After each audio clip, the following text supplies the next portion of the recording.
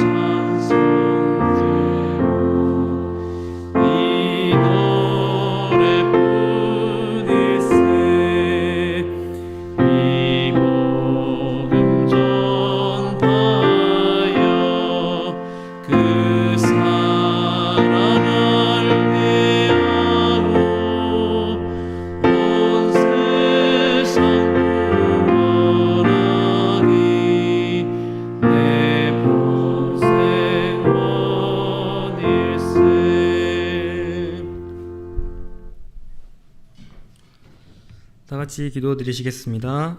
하늘에 계신 하나님 아버지, 이렇게 행복한 안식일 허락하시고 또 주님의 전에 모여서 하나님께 기도하고 예배할 수 있는 시간 허락하시니 감사합니다. 이곳에 오늘 모인 모든 성도님들 복 더하여 주시옵소서. 특별히 40일간 금식 기도가 진행되고 있습니다.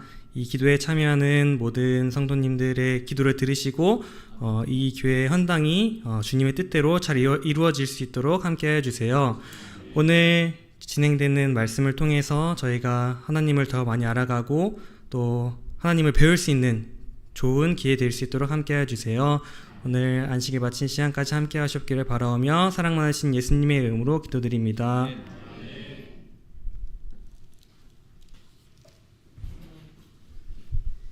네, 둘째 찬미 이어서 참여하겠습니다. 251장입니다. 251장 찬미 후에 말씀이 있겠습니다.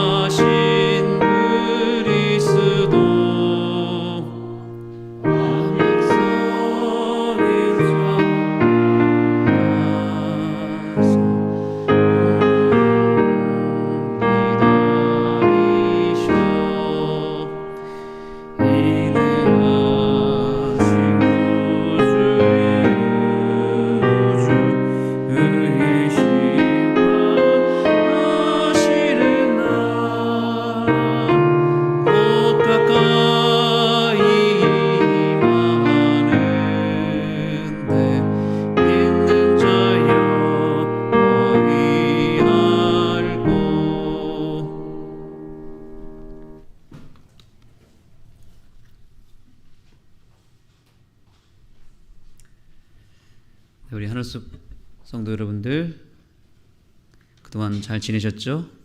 네. 보고 싶으셨습니까? 누가 보고 싶으셨습니까? 네. 주어가 빠지니까 뭐 답이 다양하게 나오고 있습니다. 네. 그렇죠. 네. 저도 우리 성도님들 많이 보고 싶었고 또 이제 한국에 오니까 마음이 편안해졌습니다. 이 안식일에 주시는 하나님의 평안이 우리 모두에게 풍성하게 임하게 되기를 간절히 소망합니다. 우리가 이제 3기를 맞이하게 되면서 그 첫째 주 이 시간에는 우리가 우리 안식일학교에서 기획하기를 우리 교과 교사들을 비롯하여 우리 모든 반원들과 함께 더불어서 교사 헌신회를 하는 날이 바로 오늘입니다. 혹시 아셨습니까? 그래서 오늘은 간단하게 하나님 말씀을 살피고 또 우리가 잠깐 소그룹을 하는 시간을 갖도록 하겠습니다. 이번 주를 비롯해서 이제 3주 동안 우리가 고린도 전후서를 살펴보겠습니다. 바울이 고린도 교회를 향하여 편지한 내용이 바로 고린도 전서와 후서입니다. 우리는 이번 주부터 차근차근 고린도 전서와 후서의 말씀들을 살펴볼 예정입니다. 3개월 동안 여러분들께서도 특별히 고린도 전서와 후서를 깊이 묵상하시고 또 통독하시고 또 연구하는 그런 기회를 얻으셨으면 좋겠습니다. 그러면 우리 이제 차근차근 살펴보도록 하겠습니다. 고린도전서 1장 1절은 이렇게 시작합니다. 하나님의 뜻을 따라 그리스도 예수의 사도로 부르심을 받은 바울, 이렇게 소개를 합니다. 이것은 누가 썼다 그랬죠? 바울이 편지를 했는데 바울이 자기 자신에 대해서 소개하기를 어떻게 얘기하고 있습니까? 하나님의 뜻을 따라 누구의 사도라고요? 그리스도 예수의 사도다라고 말합니다. 그 예수의 사도로 부르심을 받은 바울이라고 스스로를 칭하고 있습니다. 사도라는 말은 보냄을 받은 자, 보내심을 받은 자라는 뜻을 가지고 있습니다. 그렇다면 그냥 사도라고 말하지 않고 여기서는 고린도전서에는 무엇이라고 말하고 있어요? 그리스도 예수의 사도다라고 말하고 있습니다. 왜 여기에 예수라고 하는 단어를 넣었을까요? 사실 이 사도로 호칭을 받는 공식적인 사람들은 누구였냐면 예수님의 제자들이었습니다. 예수님께로부터 직접 가르침을 받았고 예수님을 직접 만났고 함께 지냈고 또 예수님으로부터 실제적으로 무엇을 받았죠? 보냄을 받은 사람들이었기 때문에 이 사도라고 하는 호칭은 아무에게나 주어지는 것이 아니라 예수님의 제자들에게만 주어진 특별한 호칭이었습니다. 그래서 바울이 이 호칭을 사용할 때에 나름대로 논란이 있기도 했고 뒤에서 수군거리는 사람들도 분명히 있었습니다. 왜냐하면 바울은 예수님의 제자가 아니었고 또 심지어 예수님의 제자들을 비롯해서 예수님을 믿는 사람들을 핍박까지 했던 사람들이었기 때문에 바울만큼은 이 사도라고 하는 호칭을 받아서는 안 되는 그런 부적격의 사람이었습니다. 그런데 바울이 자칭 뭐라고 말했다는 거예요? 예수의 사도다라고 이야기를 했다는 거죠. 그렇다면 적어도 예수의 사도라는 말에서 우리는 세 가지 사실을 유추해 볼 수 있습니다. 첫 번째는 예수님을 전하기 위해 보냄을 받은 사도다라고 말할 수 있겠죠. 이것도 맞을 수 있어요. 그렇죠? 또는 뭐예요? 예수님을 믿고 따르는 예수님의 제자로서 보냄을 받은 사도다. 또 하나는 예수님을 만났고 예수님으로부터 직접 보냄을 받은 사도다. 이렇게 말할 수 있겠죠. 세 가지 중에서 무엇이 맞을까요? 예수님을 전하기 위해서 보냄을 받은 사람, 또 예수님의 제자로서의 사도, 또 예수님이 직접 보낸 사도, 이 세 가지 중에 과연 바울은 어디에 해당했을까요? 세 가지 다 해당이 되었다고 보는 것입니다. 바울은 예수님을 만났습니까? 네, 예수님을 직접 만났습니다. 그것도 예수님을 믿는 사람들을 핍박하는 그 현장 속에서 가장 바울의 영적인 상태가 가장 삭막했을 때, 가장 어두웠을 때 누구를 만났습니까? 예수님을 만났습니다. 그래서 바울은 예수님을 직접 만났던 사람이고 그 짧은 만남을 통해서 예수님으로부터 사명을 받았고 부르심을 받았고 마침내 보냄을 받은 사도로 거듭나게 되는 경험을 바울이 했던 것입니다.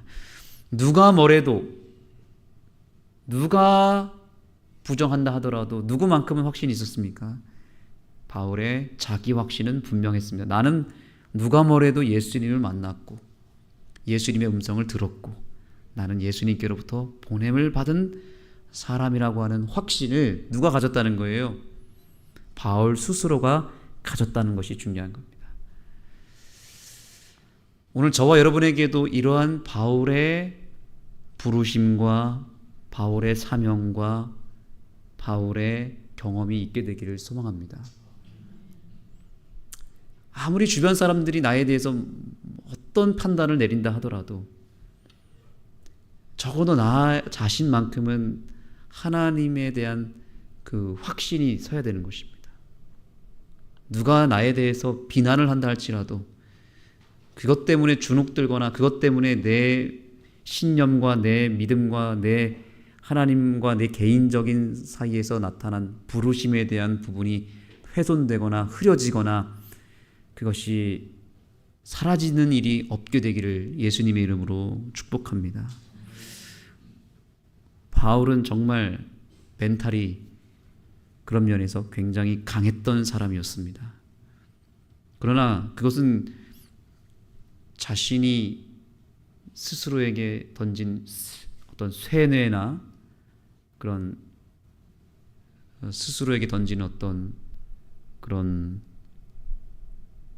자기 착각에 의해서 스스로가 그런 연기를 한 것이 아니라 혹은 그렇게 스스로 그저 자기 세뇌를 시킨 것이 아니라 실제적으로 바울은 누구를 만났습니까? 예수님을 만났습니다. 짧았지만 그 한 번의 경험이 너무 컸기 때문에 바울은 목에 칼이 들어와도 이 확신을 버릴 수가 없었습니다. 그래서 모든 편지서에 보면은 나는 예수의 사도다. 사랑하는 하늘숲 가족 여러분, 누가 뭐래도 저와 여러분은 예수님이 보낸 사도가 맞습니까? 누가 뭐래도 하나님께서 마지막 시대의 마지막 교회를 사수하라고 보내신 파수꾼이 분명합니까? 이 확신이 없으면 우리가 이 자리에 있을 이유가 없는 것이고 우리의 신앙이 무기력해지고 재미가 없어지겠죠. 그러나 이 바울이 가졌던 이 확신이, 부르심에 대한 확신이 분명하게 서게 될 때 우리는 흔들리지 않는 믿음과 또 좌절하지 않는 소망 속에 있게 되는 것입니다. 이 바울의 부르심 꼭 기억하게 되었으면 좋겠습니다. 그래서 바울은 예수님을 분명하게 만났다. 예수님을 확실하게 만난 사람은 이런 열정을 가질 수밖에 없습니다. 여러분 예수님 만나셨습니까? 정말로 만나셨습니까? 바울을 비롯해서 사도들이 다 핍박당하고 결국에는 순교를 했습니다. 결국에는 몸이 다 찢겨나가고 잘리고 불가마에 들어가고 유배를 당했음에도 불구하고 그들은 예수님을 배신하지 않고 버리지 않았습니다. 왜 그랬습니까? 그들의 믿음이 충만해서가 아니라 그들은 예수님을 만났기 때문인데 어떤 예수님 만났습니까? 부활하신 예수님을 만났고 살아계신 예수님을 만났기 때문에 그 만남에 대한 확신이 그들을 순교의 자리까지 가게 만들었습니다. 그래서 우리가 이번 안식일을 통해서 정말 살아계신 예수님을 만나는 것이 중요합니다. 과거에 만난 예수님도 물론 중요하겠지만 지금 이 순간부터 오늘 맞이하게 되는 이 안식일을 통해서도 만날 수 있을까요? 만날 수 있습니다. 이제라도 만나야 됩니다. 그래서 내가 정말로 직접 만난 그 예수님이 있어야만 그 다음 스텝으로 나아갈 수 있다라고 하는 것이죠.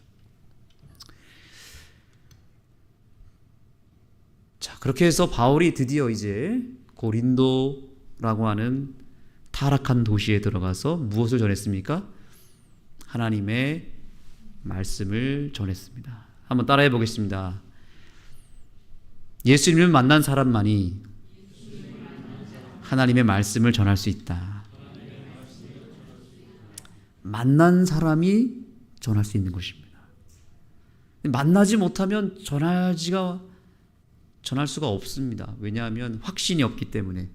만나본 적이 없는데 어떻게 전할 수 있겠습니까? 맛을 봐야 전할 수 있지 않습니까? 그래서 우리는 예수님을 그래서 만나야 되는 거예요. 만난 사람이 하나님 말씀을 증거할 수 있기 때문에 그런 것입니다. 그래서 하나님의 말씀을 가르쳤고 그 다음에요, 예수 그리스도 그 십자가에 못 박히신 그분 외에는 아무것도 알지 않기로 작정하였다라고 교과에서는 말하고 있습니다. 왜냐하면 시간이 없었거든요. 예수님을 빨리 증거해야 되는 긴박한 상황 속에 있었습니다. 예수님 전하기도 바빴기 때문에 그는 오직 예수였습니다. 오직 말씀을 통하여 예수님만 증거했습니다. 그래서 바울의 그 확신이 하나님의 말씀을 증거하는 데까지 이르렀다라고 하는 것이죠.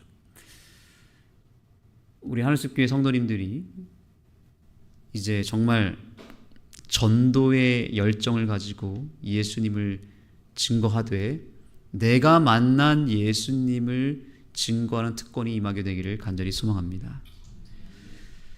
우리가 이론적인 메시지도 중요하고 또 누군가로부터 전해 들은 말씀을 우리가 듣는 것도 중요하지만 내가 만난 예수님을 내가 내 성경을 통해서 증거할 수 있는 특권이 우리에게 분명히 있어야 될 줄 믿습니다. 그래야만 고린도 교회가 경험한 부흥을 경험할 수 있는 것입니다.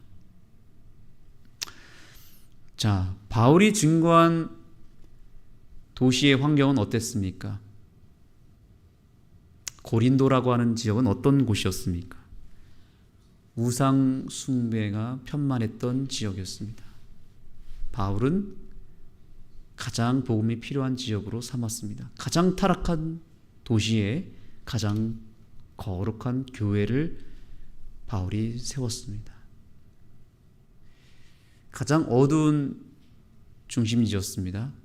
그러나 이 고린도라고 하는 지역은요, 그 당시에 무역 도시였기 때문에 사람들이 모이는 곳이었고 그야말로 허브 도시였다고 합니다.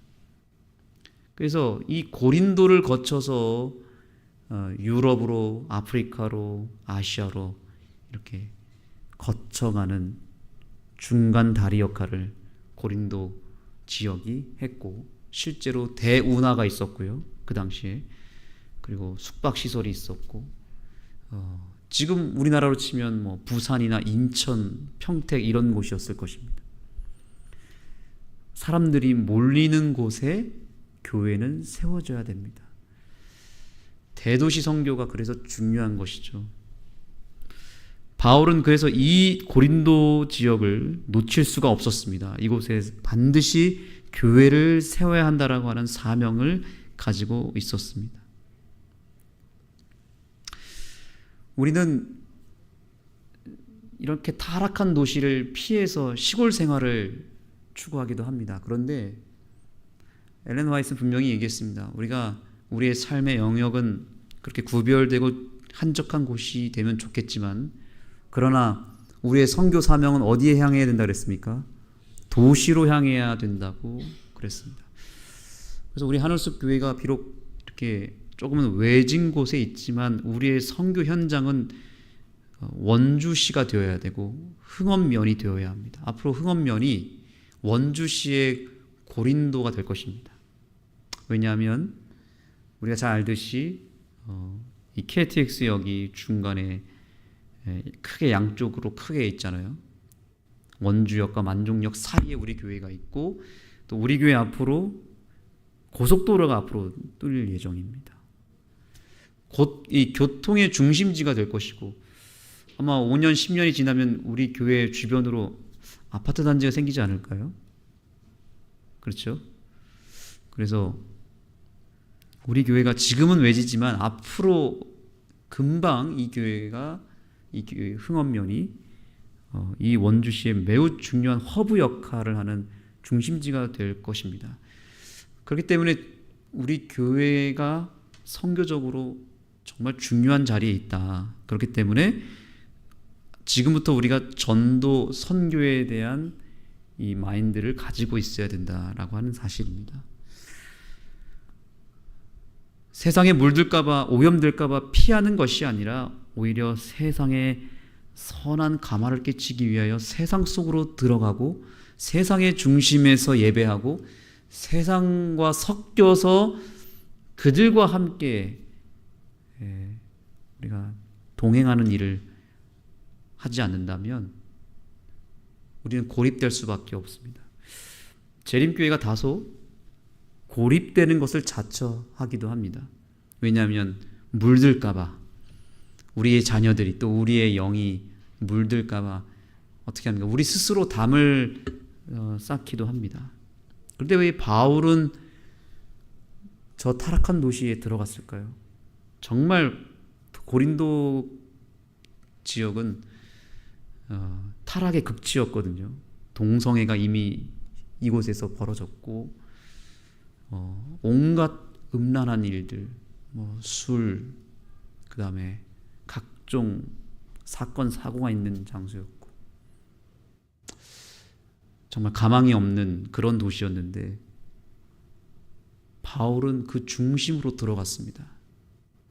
왜냐하면 바울은 복음에 대한 확신이 있었고 예수님을 만났고 십자가 복음을 가지고 있었기 때문에 두려움이 없었던 것입니다.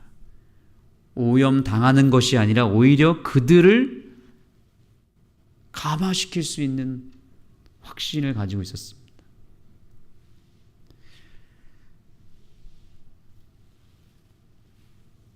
그래서 복음을 소유한 사람은 세상의 더러움에 민감하지 않습니다. 왜냐하면 다 씻어낼 수 있기 때문에 그런 것입니다. 스스로 정화작용이 가능하기 때문이죠.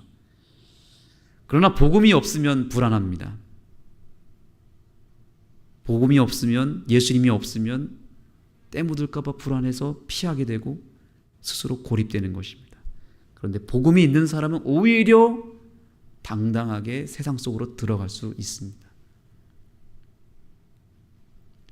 저와 여러분이 세상으로부터 단절되고 고립되는 신앙이 아니라 세상 속에 당당히 들어갈 수 있는 믿음의 힘을 가지고 있는, 복음의 능력을 가지고 있는 주의 백성들이 되기를 예수님의 이름으로 축복합니다.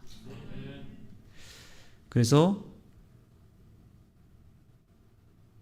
세상 속으로 당당하게 들어간 바울을 우리가 꼭 기억했으면 좋겠습니다. 자, 그래서 사도행전 18장 10절의 말씀 다 같이 읽겠습니다. 시작. 내가 너와 함께 있음에 어떤 사람도 너를 대적하여 할 자 없을 것이니 이는 이 성중에 내 백성이 많음이라 하시더라. 바울이 무려 고린도 교회에 1년 반 이상을 있었다고 합니다. 사실 바울은 얼른 복음만 전하고 떠나려고 했는데 바로 이 말씀 때문에 남았다고 합니다. 바울은 복음을 가지고 있었고 복음이 있는 곳에 사람이 몰린다는 것을 알았습니다. 저와 여러분이 복음을 가지고 있으면, 하늘숲 교회가 복음을 가지고 있으면, 이 교회가 십자가 복음이 있는 교회라면 반드시 이 교회에 사람들이 몰리게 될 것입니다.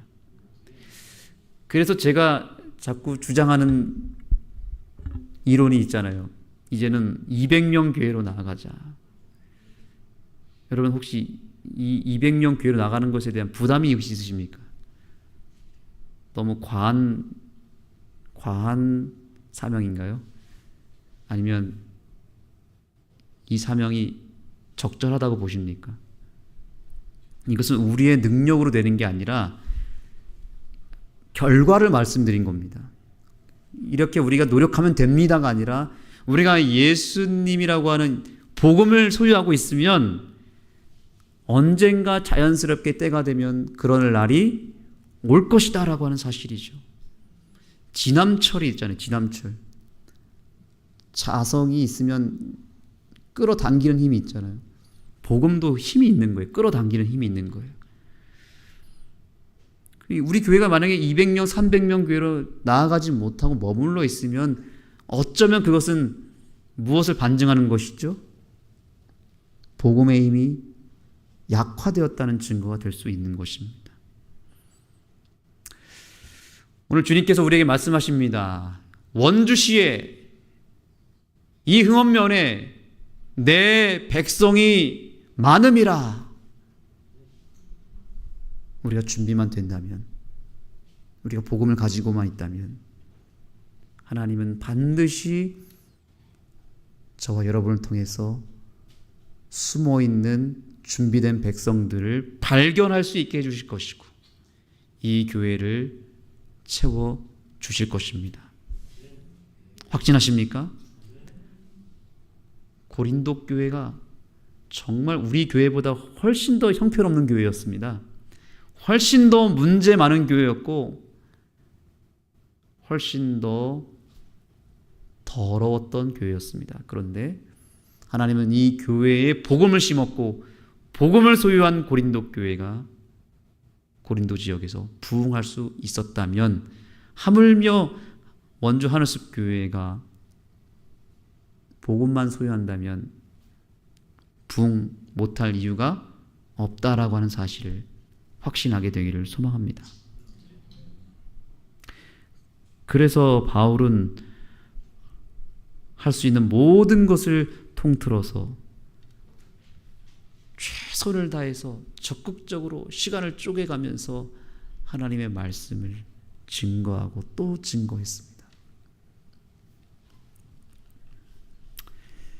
여러분 주변에 수많은 사람들이 있습니다. 그 중에 분명히 하나님께서 세우신 준비하신 백성들이 있을 것입니다. 그래서 우리 교회는 이제 그물을 많이 던져야 됩니다.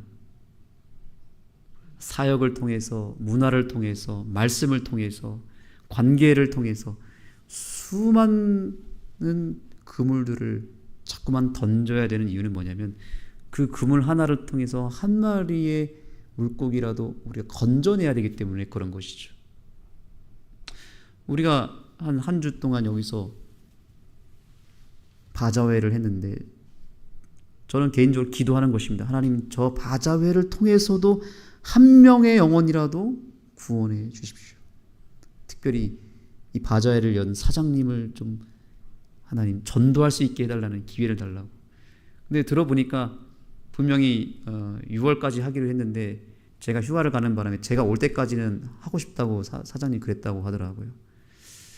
그래서 섭리가 여기 있지 않을까 기대를 해보게 됩니다. 우리가 2층에서 진행되는 이 나에서 카페를 통해서도 하나님은 분명히 영혼을 구원하실까요? 우린 기대해야 됩니다. 이 카페를 통해서도 단 한 명의 영혼이라도 건져낼 수만 있다면 카페는 의미가 있는 것이죠.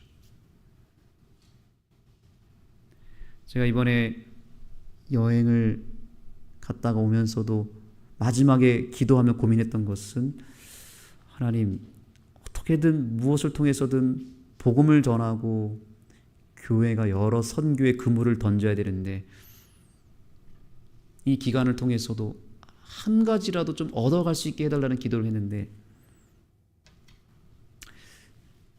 아직 다 이야기 나눌 수는 없겠지만 좀 사소한 거긴 하지만, 한 목사님을 통해서 미국에서 요즘에 굉장히 열풍적인 스포츠가 하나 있다고 하더라고요. 이 피클볼이라고 하는 스포츠입니다. 남녀노소 누구나 쉽게 배울 수 있고 함께 할 수 있는 아주 접근하기가 편한 스포츠인데, 이게 피클볼이라고 하는 스포츠래요. 그래서 한 목사님이 이거 한국에 도입하면 굉장할 거라고. 근데 벌써 지금 원주 36 학교에서 하고 있더라고요. 그래서 이 피클볼이라고 하는 스포츠도 한번 활용해 보자, 그런 생각을 하게 되었습니다. 그래서 우리 교회에서 스포츠를 통해서도 그물을 던질 수 있어야 되겠죠. 그렇죠? 예를 든 것입니다. 다양한 어떤 소그룹 활동과 여러 사역 활동들이 이유가 있고 목적이 있는 것은 뭐냐면, 하나님께서 예비하신 영혼들이 분명히 한두 명씩은 분명히 있기 때문에 그런 것입니다. 그래서 우리 성도님들이 좀 더 이제 앞으로 더 적극적으로 그물을 던질 준비를 하셔야 됩니다. 그물 던지는 거 쉽습니다. 말씀드린 대로 피클볼도 있고요, 골프도 될 수 있고, 오토바이도 될 수 있고, 뭐든지 좋습니다. 여러분들 다 당근에 가입하셔야 됩니다. 당근에 가보니까 당근에 수많은 동호회들이 있어요. 별의별 동호회들이 다 있습니다. 저는 최소한 우리 하늘숲교회 성도님들이 거기에 다 하나씩은 가입해서 거기 모임에도 참여해야 된다고 저는 생각합니다. 우리 임길수 목사님 사모님이 그렇게 해서 영혼들을 데려오지 않았습니까? 원주시에서 진행하는 메이크업 수업 클래스에 참여했는데, 거기서 만나게 된 친구들을 지금까지 사귀고 있고, 우리 교회에 자주 데려오지 않았습니까? 예배도 같이 드리고. 그물을 던지는 것이죠. 왜냐하면 이 성중에는 하나님이 예비하신 백성들이 굉장히 많이 있거든요. 이 원주 지역에 교회를 다니지 않는, 그야말로 가난한 교인들, 교회를 다니지 않는 재림교인들도 굉장히 많거든요. 우리가 그분들을 어떻게 하면 다시 교회로 오게 할까, 이 고민을 해야 되는 것입니다. 그러기 위해서는 수많은 다양한 그물들을 던질 준비를 해야 된다. 함께 이 일에 동참해 보시겠습니까? 그래서 바울의 이 확신과 바울의 이 전도의 열정이 오늘 저와 여러분의 마음 깊숙이 자리 잡게 되기를 소망하고, 우리 하늘숲 교회가